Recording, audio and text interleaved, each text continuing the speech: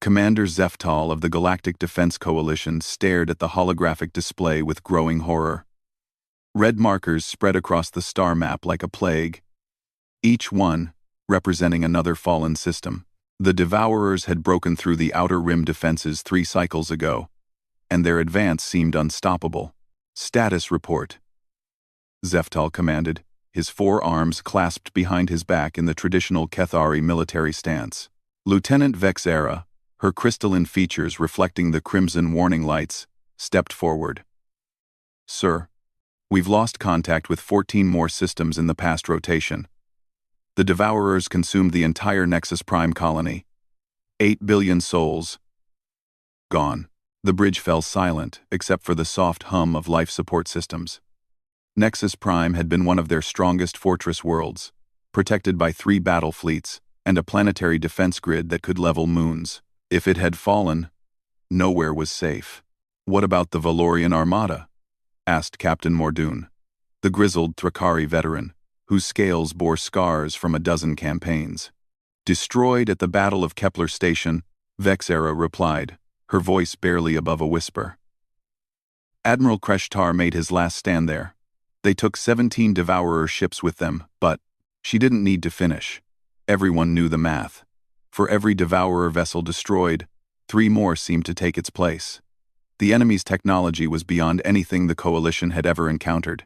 Their ships appeared to be made of living metal that could repair itself, and their weapons turned matter into pure energy, leaving nothing behind but empty space. Zeftal turned to study the tactical display more closely. The Devourer's advance followed a clear pattern. Consuming systems rich in organic life first, they seemed to feed on biological matter, growing stronger with each victory. Worlds that had taken millennia to terraform were stripped bare in days. Sir, Communications Officer Yal Spin interrupted, her tentacles dancing over the console. We're receiving an emergency transmission from the Inner Council. The main screen flickered, revealing the weathered face of Counselor Prime Gendar. Behind him, Zeftal could see other council members from across the galaxy, their expressions grim. Coalition forces, Gendar began, his voice carrying the weight of impending doom. The situation has become critical. Our projections indicate complete galactic conquest by the Devourers within 30 rotations. All remaining fleets are to fall back to the core worlds for a final defensive stand. A murmur of despair rippled through the bridge crew. The core worlds represented the heart of galactic civilization, home to trillions of beings.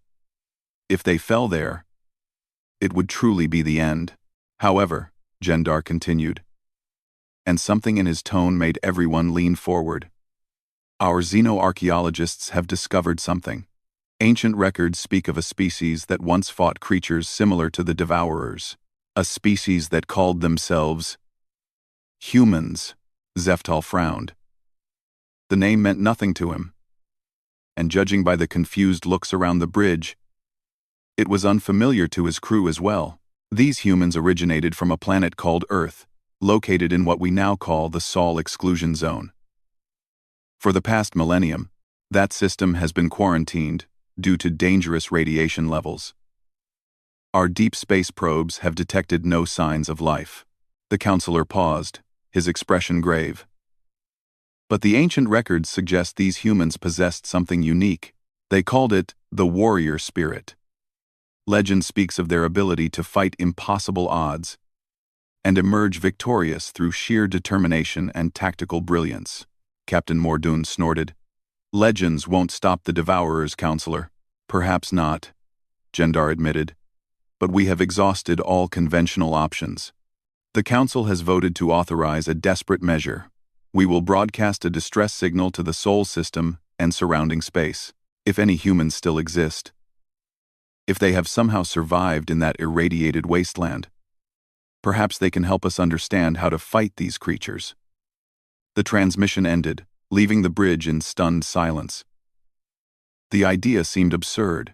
Even if humans had somehow survived, what could one species do against a force that had crushed the combined might of 1,000 worlds? Over the following days, as coalition forces retreated toward the core worlds, the distress signal was broadcast across subspace. It carried the desperate plea of a dying galaxy. transmitted in every known language and frequency. The message was simple. The galaxy is dying. Ancient enemies have returned. If you can hear this, we need your help. And light years away, in the depths of the Sol system, automated monitoring stations detected the transmission. Systems that had been dormant for generations suddenly came online, analyzing the signal and its contents. Deep beneath the surface of Earth, in facilities that had survived nuclear winter, alien invasion, and the collapse of civilization itself, ancient computers processed the message. The response came not in words, but in action. In the outer reaches of the Sol system, massive structures began to move. What had appeared to be asteroids and dead hulks suddenly revealed their true nature. Stealth fields deactivated, revealing ships of such size and configuration that they defied easy classification. The largest of these vessels stretched over 50 kilometers in length, its hull a patchwork of armor, plating, and weapon systems that had been continuously upgraded over centuries. These were not the sleek, elegant ships favored by most galactic civilizations. They were brutal, functional, and bore the scars of countless battles. On the bridge of the flagship UES Retribution, Admiral Sarah Chen reviewed the alien transmission for the third time. Her weathered face showed no emotion, but her officers knew her well enough to recognize the steel in her gray eyes. "How long since we've had contact with the galaxy, Commander Torres?" she asked. Her executive officer consulted his tablet. 837 years, Admiral. Not since the cleansing wars ended and we decided isolation was our best defense. Admiral Chen nodded slowly. The cleansing wars had been humanity's first introduction to galactic politics, and it had nearly resulted in their extinction. Only by retreating to the Sol system and making themselves appear destroyed had they survived. Since then, they had watched, waited, and prepared. And in all that time, we've maintained our vigil, she said. Our sensors have tracked every ship, monitored every transmission. We've seen empires rise and fall while we built our strength in secret. She stood and walked to the massive viewport that dominated the forward wall of the bridge. Outside, the assembled fleet stretched as far as the eye could see. Dreadnoughts, carriers, destroyers, and ship types that had no equivalent in galactic naval doctrine. Each one bore the blue and white insignia of Earth's United Defense Force. The galaxy that tried to exterminate us now calls for help, Admiral Chen continued. By all rights, we should ignore their plea and let them face the consequences of their own weakness. She turned to face her officers, and several unconsciously straightened under her gaze. But that's not who we are. We don't abandon those in need, even former enemies. She added with a slight smile. It's been too long since we've had a proper fight. The bridge crew exchanged glances. They had trained for this moment their entire lives, as had their parents and grandparents before them. Humanity had spent 8 centuries preparing for the day they would once again venture into the galaxy, and that day had finally come. Signal the fleet, Admiral Chen commanded. All ships are to prepare for translation to hyperspace. We're going to remind the galaxy what happens when you threaten the innocent in the presence of humans. Admiral, called out the communications officer. Should we respond to their distress signal? Chen considered for a moment, then shook her head. No transmission. Let our presence be our answer. The galaxy asked for help, and they're about to discover that Earth's children have been waiting a very long time to show what we've learned about war. As the order spread throughout the fleet, massive engines came online.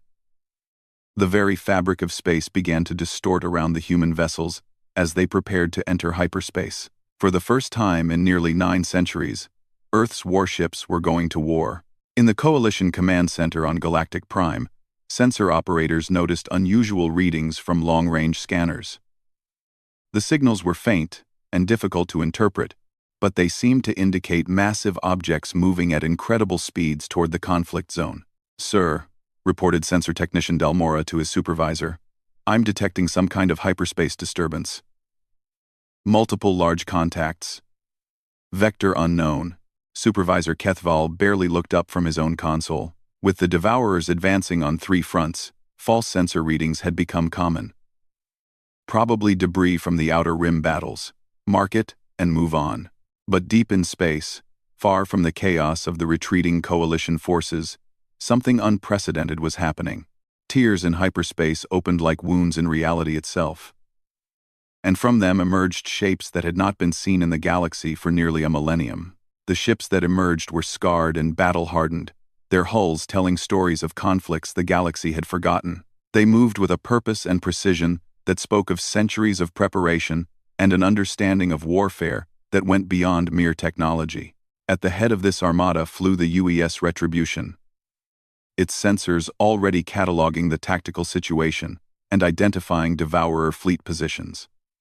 On its bridge, Admiral Chen watched the data flow across her screens with the satisfaction of a hunter who had finally found worthy prey. "Analysis complete, Admiral," reported Commander Torres. "The enemy force consists of approximately 40,000 vessels of unknown configuration. Their technology appears to be bioorganic in nature." "Interesting," Chen mused. "It's been a while since we faced bioships. Remind me, what was our success rate against the hive mind fleets during the war?" 97%, Admiral. The bioneural disruptors proved highly effective." Chen smiled, and it wasn't a pleasant expression. "Good. It seems our old enemy has returned in a new form. Signal all ships to implement Doctrine 7. It's time to see if these devourers can handle humanity's idea of total war." Across the fleet, weapons systems that had been hidden for centuries began to power up. Electromagnetic pulse cannons, quantum torpedo launchers, and devices whose very names had been classified beyond top secret came online. Humanity had spent 800 years preparing for this moment, and they had not been idle. The galaxy had cried for help, and Earth had answered. What came next would remind every species why humans had once been both feared and respected across the stars. The age of hiding was over. The age of reckoning had begun. The first encounter happened at the edge of the Terminus Nebula, where coalition forces were making their desperate retreat toward the core worlds. Commander Zeftal watched in horror as another refugee convoy fell prey to a devourer hunting pack.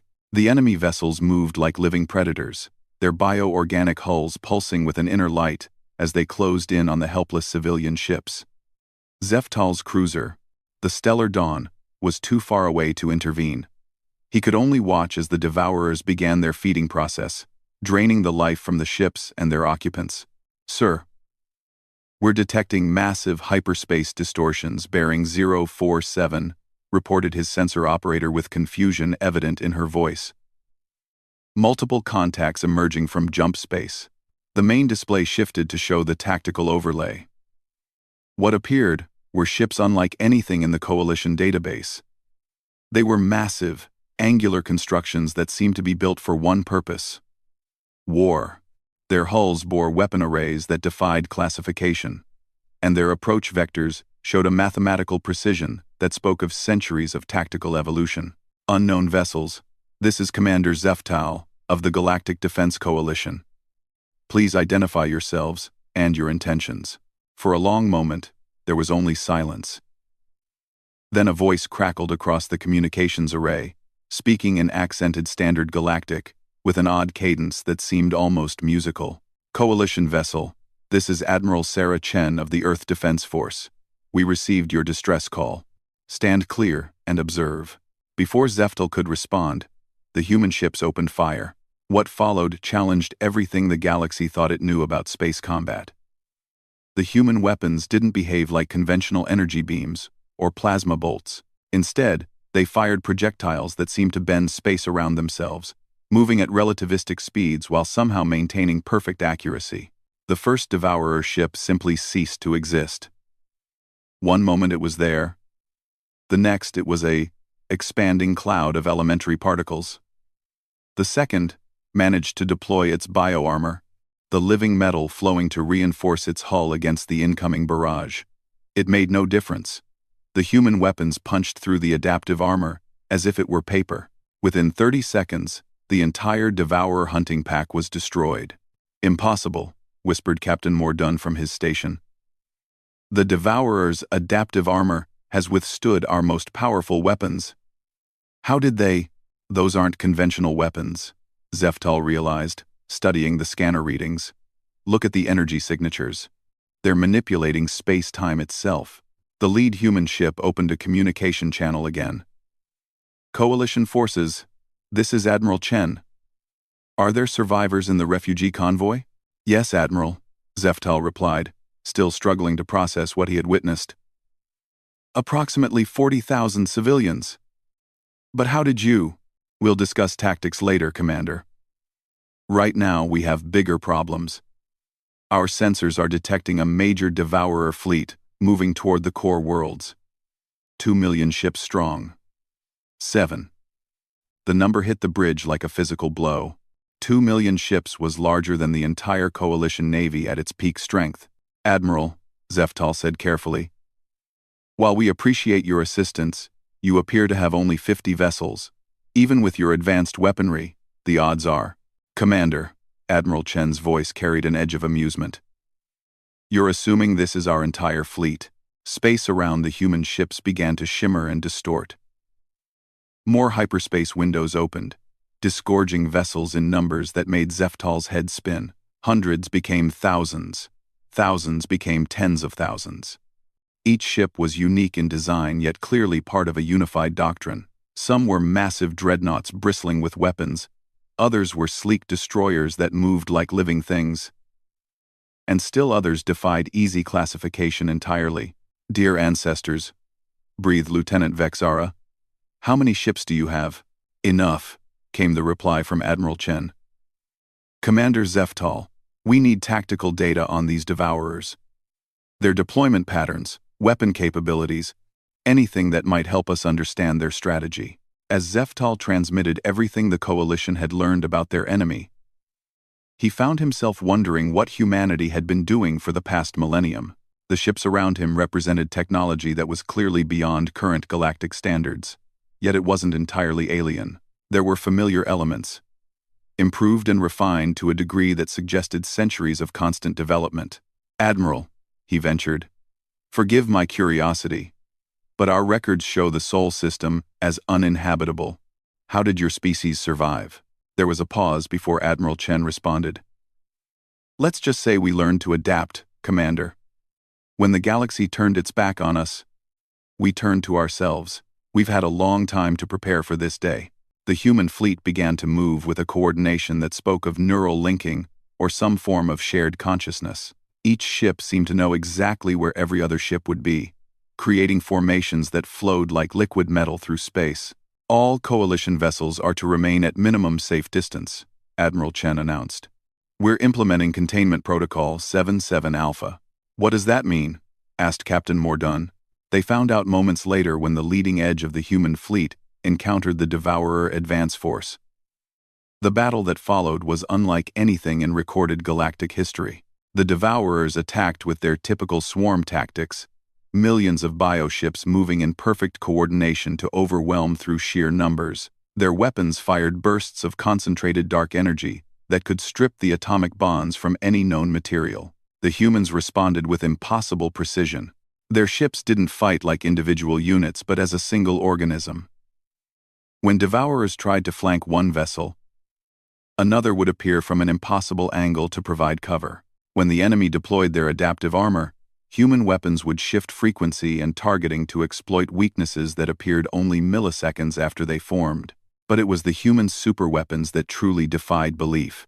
Ships no larger than Coalition frigates deployed devices that created pocket singularities, warping space into knots that crushed entire squadrons of Devourers. Others fired projectiles that seemed to exist in multiple dimensions simultaneously, striking targets that were supposedly protected by the enemy's phase-shifting technology. By the void, Zeftal muttered, watching a human destroyer somehow fire a torpedo through a Devourer ship's adaptive shielding by routing it through hyperspace for the final 1,000 kilometers of its approach. They're not just fighting the Devourers, they're fighting physics itself. The battle raged for hours, but the outcome was never really in doubt. For every human ship that was damaged, a dozen Devourers died. The enemy's greatest strength, their ability to adapt to any weapon used against them, proved useless against an opponent who seemed to have infinite variations in their arsenal. When it was over, the space around the core worlds was littered with the remains of 2 million Devourer vessels. The human fleet had lost less than 50 ships, and even those were already being repaired by strange constructor vessels that seemed to rebuild matter at the molecular level. Admiral Chen's voice crackled across the communication array once more. Coalition Command, this is Admiral Chen. The immediate threat has been neutralized. However, our scouts report additional Devourer fleets massing in the Outer Rim. It appears this was just their advance force. On Galactic Prime, the Inner Council gathered in emergency session. The holographic displays showed the impossible battle they had just witnessed, recorded by Coalition sensors that could barely comprehend what they had documented. The humans, said Counselor Prime Gendar slowly, are not what our records indicated. Records from 8 centuries ago, pointed out Counselor Vex Thul of the Hegemony Worlds. Who knows what they've become in that time? The question, interjected Counselor Morgan, is whether we can trust them. They clearly possess the power to destroy us as easily as they destroyed the Devourers. The debate was interrupted by an incoming transmission from Admiral Chen herself. The hologram that appeared showed a human female of middle years.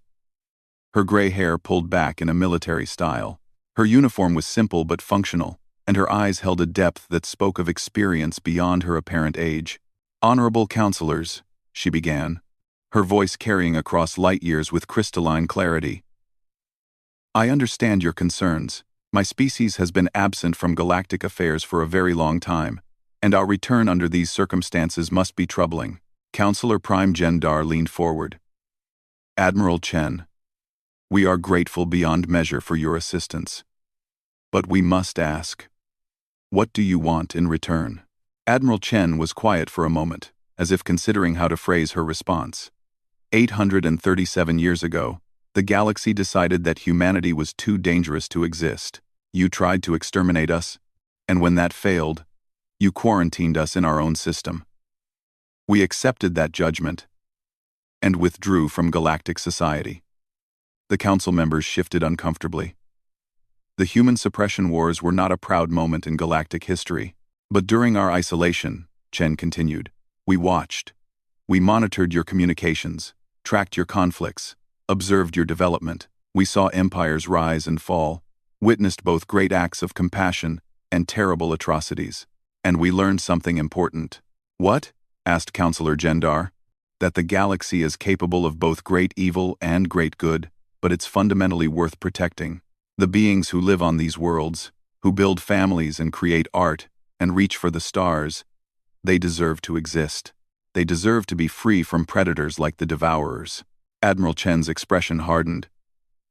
What we want, counselors, is simple. We want to finish what we came here to do. The Devourers are not native to this galaxy. Our xenoarchaeologists believe they're an extragalactic species that has consumed entire galaxies before arriving here. If we don't stop them now, they'll strip this galaxy bare and move on to the next. And after they're defeated, pressed Counselor Vex Thul, after they're defeated, we'll return to the Sol system and resume our vigil. The galaxy made its feelings about humanity clear long ago. We have no desire to impose our presence where it's not wanted. The transmission ended, leaving the council in thoughtful silence. Outside, reports were coming in from across the galaxy. Human ships were appearing everywhere there were Devourers, systematically hunting down and destroying the invaders with mechanical precision. On the bridge of the UES Retribution, Admiral Chen reviewed the tactical reports from her fleet commanders. The Devourers were proving to be exactly what humanity had prepared to fight. An adaptive, aggressive species that relied on overwhelming force and biological superiority. Admiral, reported Commander Torres, long-range scouts have detected what appears to be the main Devourer fleet, approximately 50 million vessels, moving toward the galactic core. Their homeworld? Asked Chen. Unknown. The fleet is too massive for anything we've previously detected. This might be their entire civilization. Admiral Chen nodded grimly.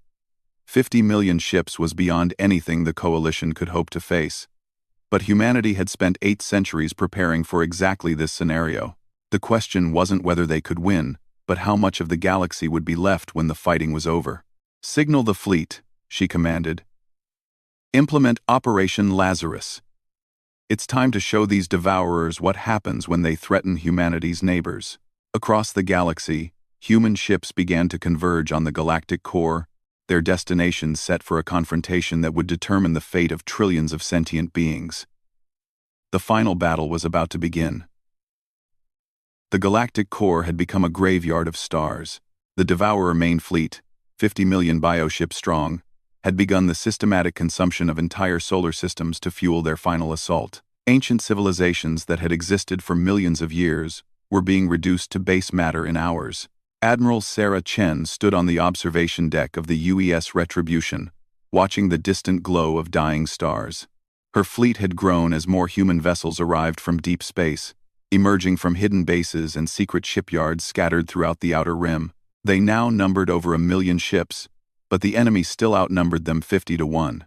"Admiral," Commander Torres approached with a tactical pad in hand. "Final fleet disposition reports. All task forces are in position." Chen nodded without taking her eyes from the viewport. "And the coalition forces?" "Withdrawn to minimum safe distance as requested. Commander Zeftal sends his regards and wishes us good hunting." For the first time in days, Chen smiled. She had come to respect the coalition commander during their brief interaction. He reminded her of the better aspects of galactic civilization, the qualities that made this fight worthwhile. "Signal all fleet commanders," she said. "Execute Operation Lazarus. May humanity's children find glory in the void." What happened next would be remembered as the greatest naval battle in galactic history. The human fleet moved with a precision that defied belief, each ship knowing exactly where it needed to be in the massive three-dimensional puzzle of space combat. The Devourers responded with their typical overwhelming assault, launching a wall of bioships that stretched across light years.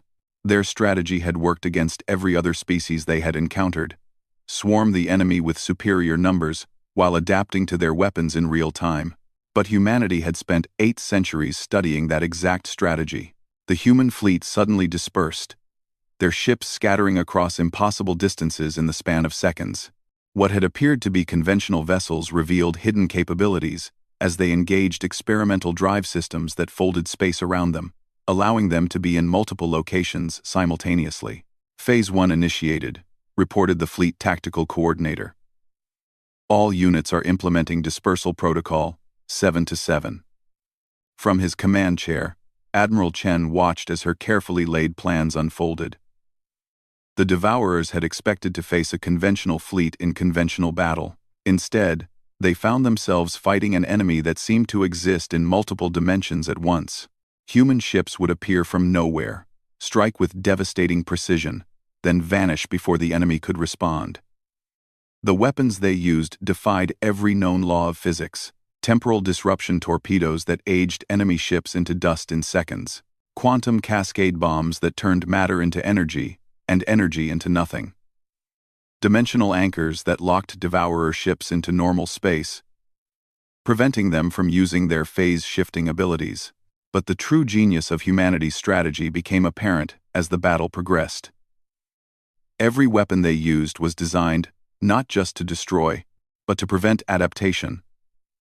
The Devourer's greatest strength had always been their ability to evolve countermeasures to any attack. Against humanity, that ability proved useless. "They're trying to adapt to the quantum weapons," reported the science officer. "Deploying temporal countermeasures now."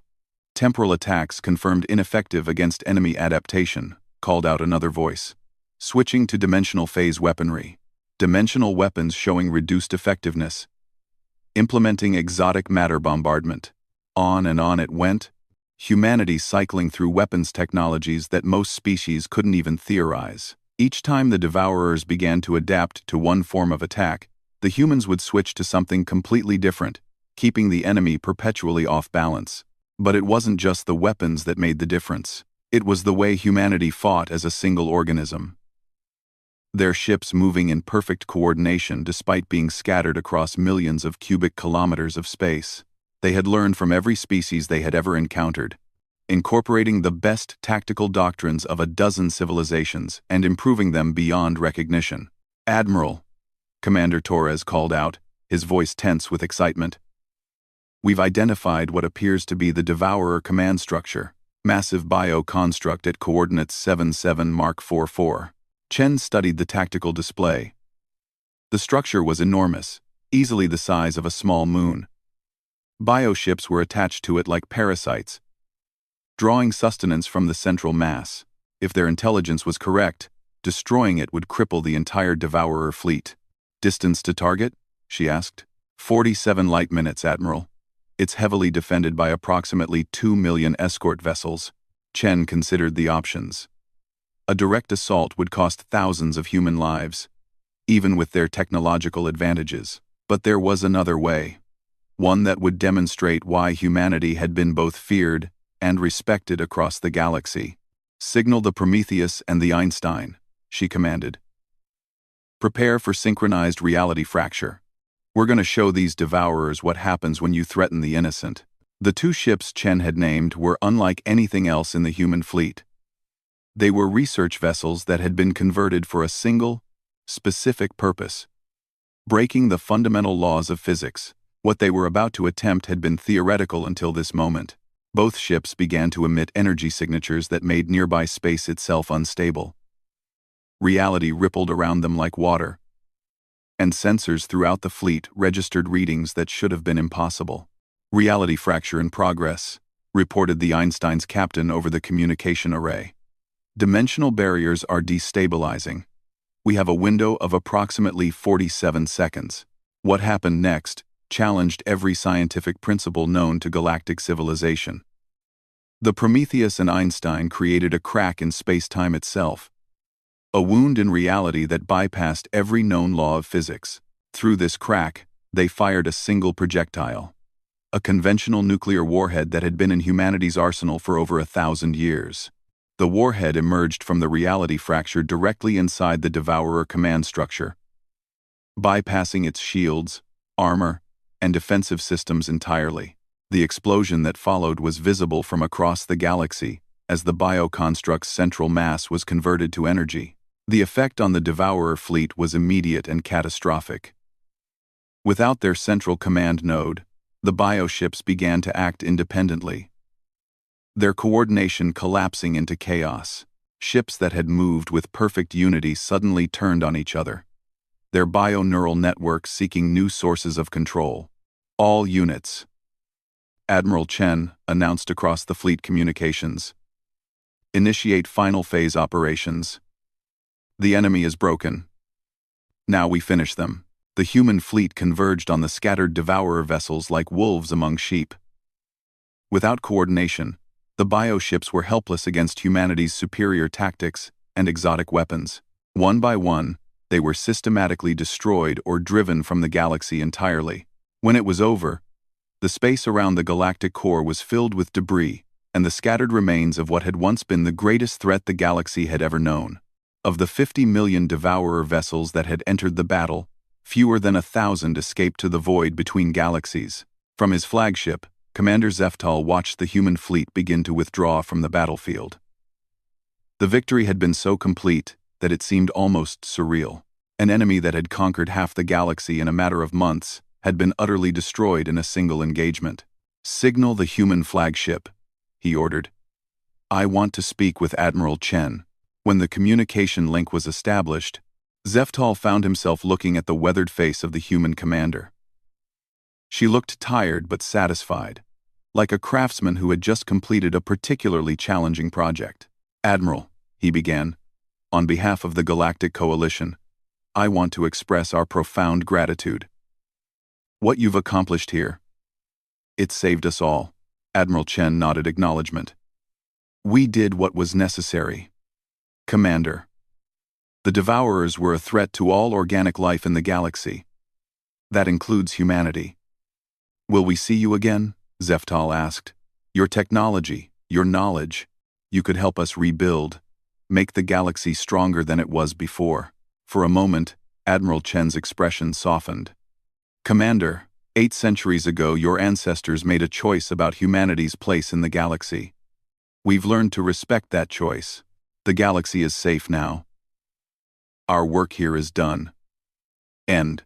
But surely, Zeftal pressed. After what you've done, after saving us all, that old judgment no longer applies. The Coalition would welcome humanity back into galactic society. Admiral Chen was quiet for a long moment, and Zeftal could see the weight of centuries in her eyes. Perhaps, she said finally, in time. But for now, we have our own path to walk. The Sol system is our home, and there's still work to be done there. But Commander, she added, humanity will be watching. If the galaxy ever calls for help again, we'll be listening. The transmission ended, and Zeftal watched as the human fleet began to disappear into hyperspace. One by one, the ships that had saved galactic civilization faded from his sensors, returning to whatever hidden bases they called home. In the weeks that followed, life slowly returned to normal across the galaxy. The Devourer threat was over, and reconstruction began on the worlds that had been damaged but not consumed.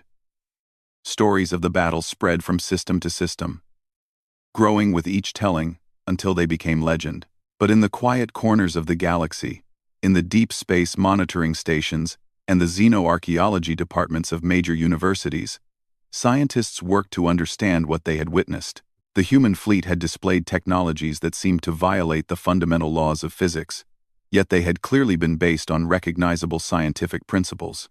Some theorized that humanity had achieved a level of technological development that bordered on transcendence. Others suggested that their isolation had allowed them to pursue research directions that other species had never considered.